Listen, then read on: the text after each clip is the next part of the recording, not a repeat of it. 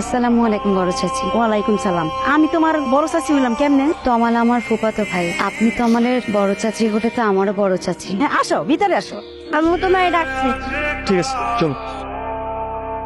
তো চাচা বাড়ি থাকলে তোরে আর কষ্ট দিতাম না। তো চাচা আইতে তো আরো প্রায় 1 মাস লাগবো।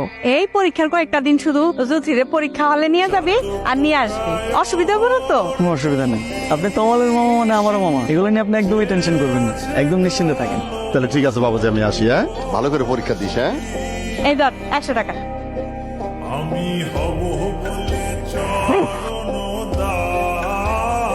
তুই যে কি করস না, কয়বার মানুষ এরকম ভয় দেখায়? এই আমি তোর লাগে পানি নিয়ে আসতেছি, দাঁড়া তুই। চাচি, তোমার বাঁচতে পোলাপান হলো কবে থেকে? ওর বাপ যদি ঠিক মতো বিয়ে দিত এতদিন তো বেশ কয়েকটা বাচ্চা থাকতো। আপনি জানেন না মেয়েদের বিয়ের বয়স কত? জানি 18। প্রেমের বয়স কত? 80। আমি তো 80 দিল। হ্যাঁ, পরীক্ষা কেমন হলো? ভালো হয়েছে। ভালো হলে ভালো।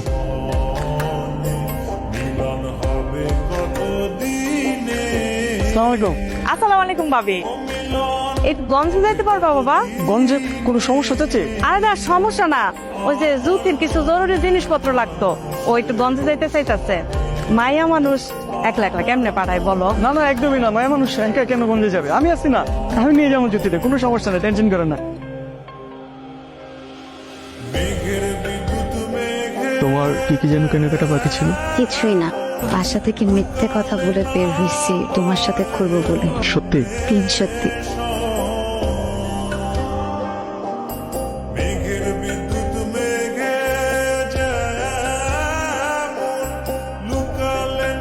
আপনারা কালকে বললাম আমার পরীক্ষা নাই আজকে।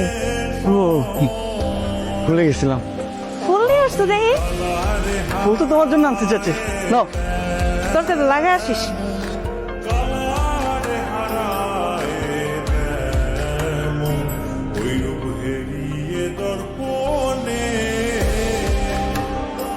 চল মা, আসি বাবা।